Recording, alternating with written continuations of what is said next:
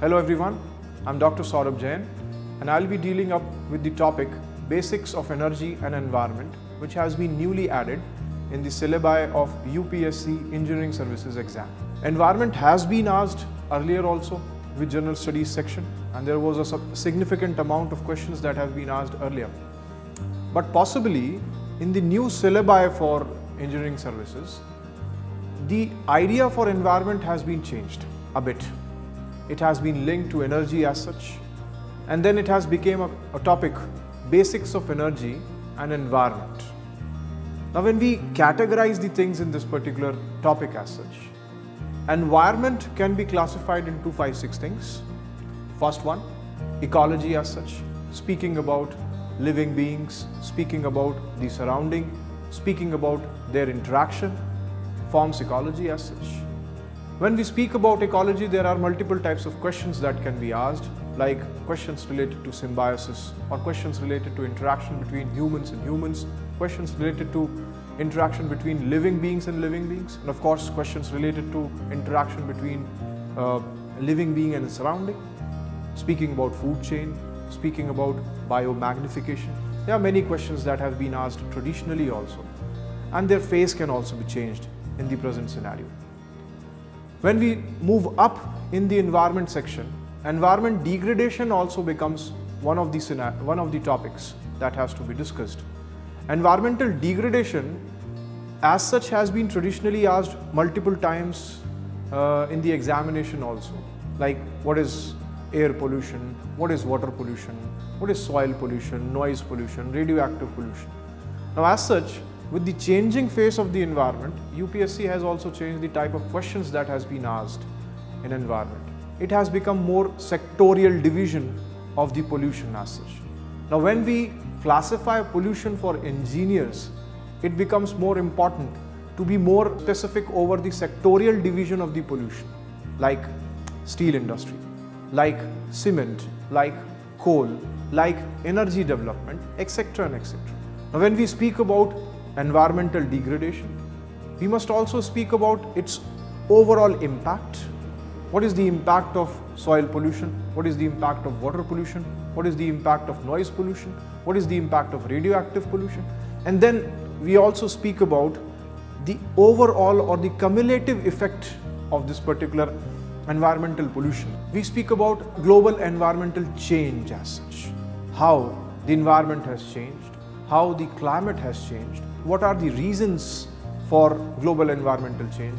We speak about multiple things. There are climatic reasons, there are earthbound reasons, and then there are anthropogenic reasons for the degradation, and overall cumulatively it becomes the global environmental change.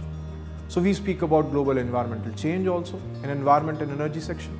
Then when we speak about degradation, we speak about the global impact of it.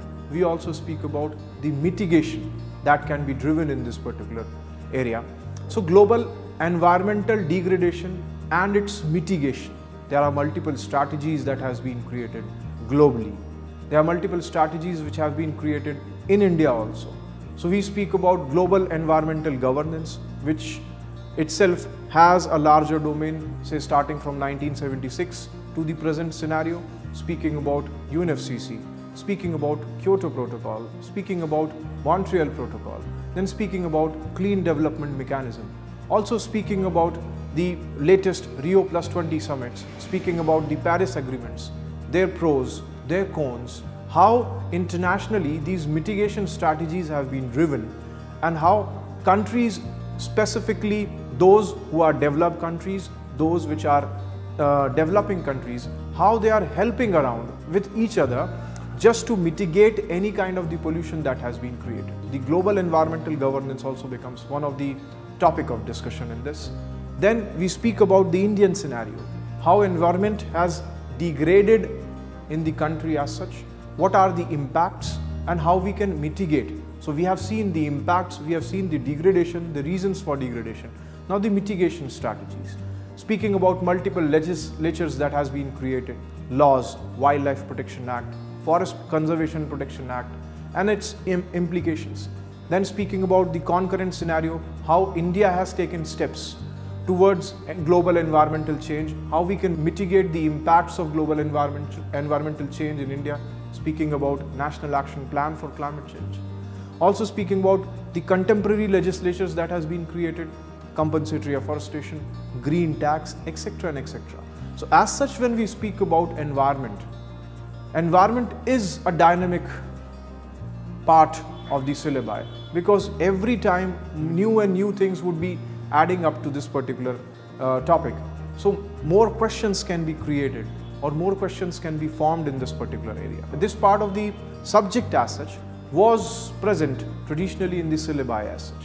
What is added now is energy development, which becomes energy and environment. Speaking about how energy is developed, before speaking about the development of the energy, we also speak about what is the status of energy at a global level. What is energy crisis? Then what are the methods energy is being generated? Speaking about the traditional methods or conventional methods like thermoelectric power, hydroelectric power, or even nuclear power that can be counted.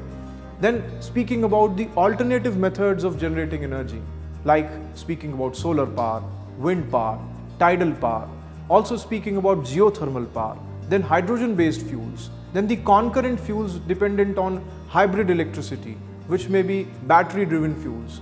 Then speaking about the microbial fuel cells also, or the home fuel cells also, where waste to energy is being transformed.